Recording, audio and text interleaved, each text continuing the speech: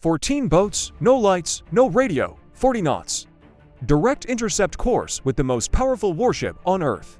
Iran just made the biggest mistake in the history of their navy. And they have no idea what is already tracking every single one of them. This is not a drill. This is not a warning shot.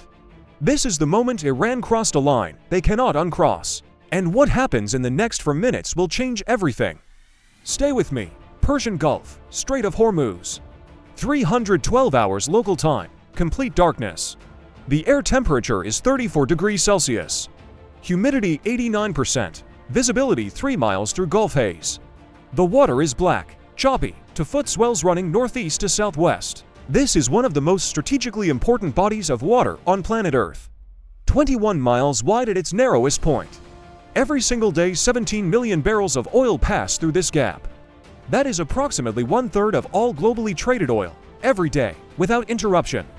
If this strait closes, the global economy goes into shock within 72 hours. Iran knows this. They have always known this. It is their single greatest piece of strategic leverage. And tonight, they just decided to use it. 3 weeks before this night, something changed in Tehran. A closed-door meeting between the Supreme Leader and IRGC Navy commanders. No press, no diplomatic observers, no leaked readouts. What came out of that meeting was not a policy paper. It was an order. The order was simple. Demonstrate to the United States Navy that the Persian Gulf belongs to Iran. Not with a statement, not with a press conference, with action. The IRGC Navy commander had been waiting for this order for 2 years. Because for 2 years his planners had been developing a new combined arms tactic specifically designed to overwhelm a U.S. carrier strike group in confined Gulf waters. The tactic had 3 components. Component 1. A surface swarm of 14 fast attack craft approaching simultaneously from multiple bearings. Fast enough to close the distance before the carrier could generate enough defensive response. Enough boats to saturate the point defense systems on the escorts. Component 2.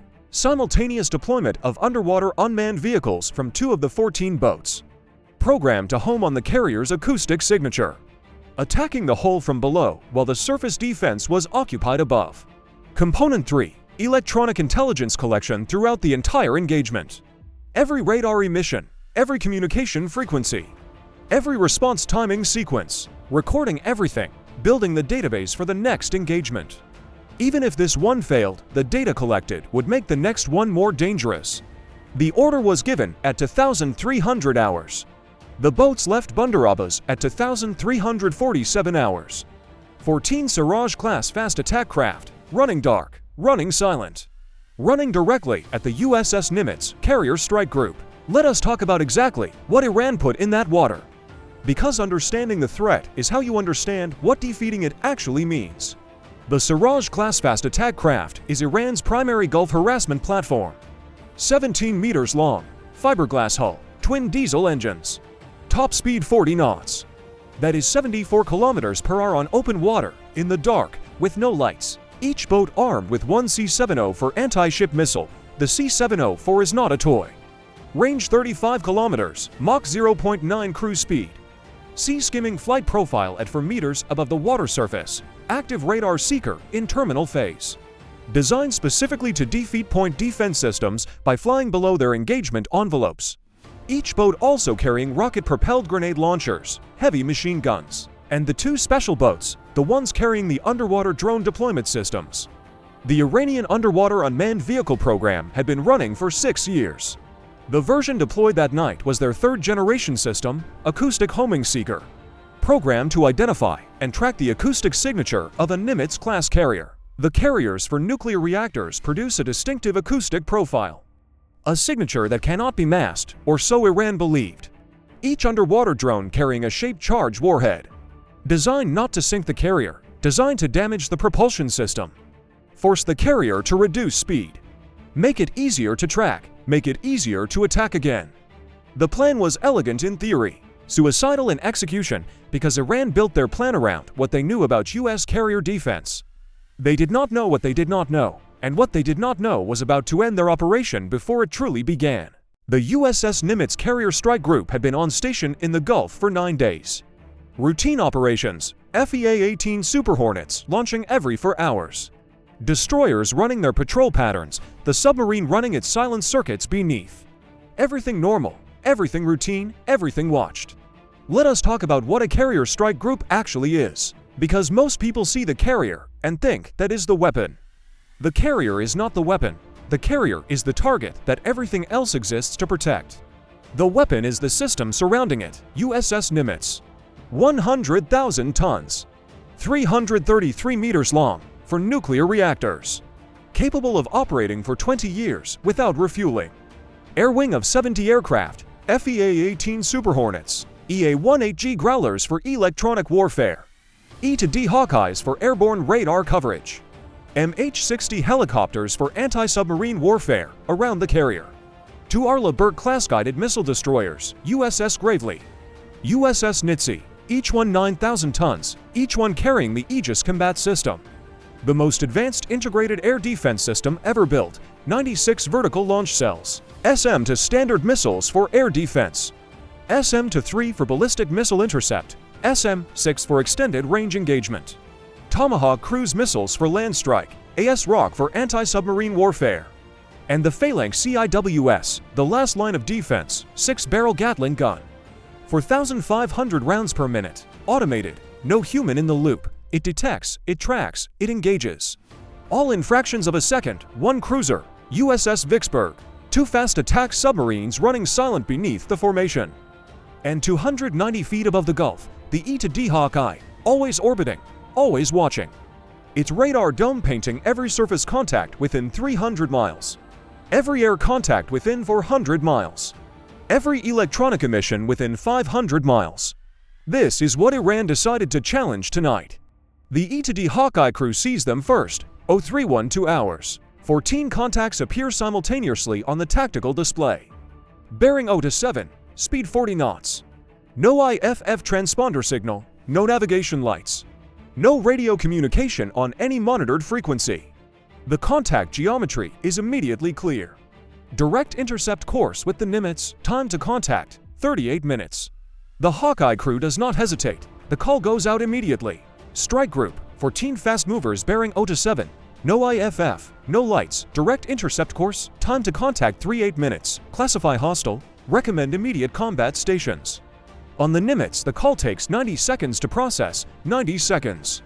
That is all it takes for a carrier strike group to go from routine operations to full battle stations, every weapon system active, every radar at full power, every crew member at their combat position. And the Aegis systems on both destroyers already building threat tracks on all 14 contacts. Already calculating firing solutions, already assigning intercept geometries. All of this before any human being gave a single order to engage. The machine was already ready. It is always ready. Something else happens at 0313 hours. Something Iran does not know about, cannot know about.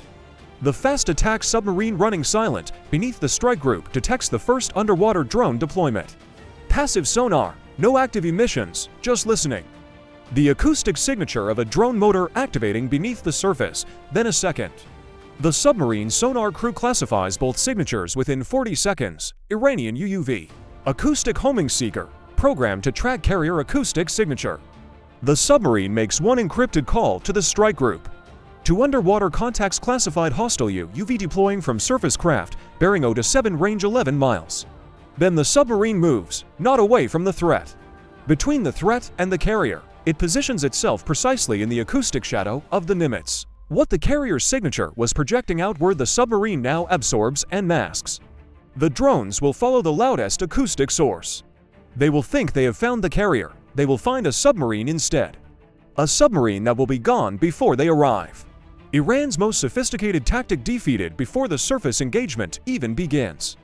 USS Gravely pushes forward at 0318 hours, 30 knots. 9,000 tons of American steel putting itself between the IRGC formation and the Nimitz. The radio sequence begins, Channel 16, International Maritime Emergency Frequency. Every vessel on the Gulf is monitoring this frequency. Every vessel, first call. Unidentified surface contacts bearing 0-7. This is United States Navy warship. You are on a direct intercept course with a U.S. carrier strike group operating in international waters. Identify yourself immediately and alter your course. Silence. 14 contacts still closing. Still 40 knots. Second call. Unidentified contacts. This is United States Navy. You are approaching a U.S. carrier strike group. This is your final warning. Identify yourself and alter course immediately, or we will take defensive action. Silence. Third call. Silence. Signal flares go up from USS Gravely. Brilliant white arcs across the black Gulf sky, visible for miles in every direction. The IRGC formation adjusts its spacing slightly. They spread out, reducing formation density. But they do not turn. They are inside 10 miles now, still closing. The die is cast. Two MH-60R Romeo helicopters launched from USS Gravely at 03 to 6 hours. They drop to 50 feet above the Gulf surface immediately. Maximum speed toward the IRGC formation, 150 knots. At 50 feet altitude in the dark, the rotor wash hits you before the sound reaches you clearly. It is a physical sensation. The crew of the lead IRGC boat feels the helicopter before they see it. And then two Seahawks are directly overhead, 50 feet. Rotor wash pushing the water flat beneath them. Hellfire missile rails visible on the stub wings. M60 door guns pointing down. The message is unmistakable. 9 of the 14 boats break off immediately. Hard turn to port, full throttle toward Iranian territorial waters. 9 gone, 5 remain. Those 5 hold their course. The Seahawks drop lower. The lead helicopter moves directly in front of the lead IRGC boat, matching its speed. Holding position 50 feet above the water directly in the boat's path. The boat does not slow down. The helicopter pulls up at the last moment. Those 5 boats are not turning back. 5 boats, still closing. For miles from USS Gravely, 3 miles. Inside the Phalanx close-in weapon system engagement envelope now. The Phalanx on USS Gravely rotates to bear on the lead contact. Its own fire control radar locked. Its own targeting computer tracking. No human authorization required for final engagement. The system decides. At 2,800 meters, USS Gravely fires warning shots. 2 rounds from the forward 5-inch gun mount. Into the water directly ahead of the lead boat, the impact columns rise 15 feet. White water towers visible to every Iranian crew in that formation. The acoustic signature of a 5-inch naval gun at close range is not subtle. You feel it in your chest, you feel it in your bones. 4 of the 5 remaining boats break off. Hard turn, maximum throttle, 1 does not. The lead boat holds its course, 2,600 meters. 2,400. The lead boat fires at 2,400 meters. C-700 for anti-ship missile. Off the launcher at Mach 0.9. See skimming it for meters above the water surface. Active radar seeker activating, searching for the largest surface return in the area. Finding USS Gravely. Locking. The Aegis system on USS Gravely has the track before the missile clears the launch tube. Automatic engagement sequence initiated. No human in the decision loop. 1 SM to standard missile from the vertical launch system. The VLS hatch opens. The missile clears the deck in under 2 seconds. Flying to a calculated intercept point in space. A point the Aegis computed before the C-704 even launched. The C-704 is flying at Mach 0.9. The SM-2 is flying at Mach 3.5. They occupy the same point in space for 0.1 miles from USS Gravely. At 03 for 4 hours, the C-704 ceases to exist. Debris falls into the Gulf. In the same fraction of a second, the Phalanx CIWS on USS Gravely rotates to the lead IRGC boat. The targeting computer has a solution. The first burst walks across the water directly in front of the boat. 20 mm rounds impacting the water at 4,500 rounds per minute.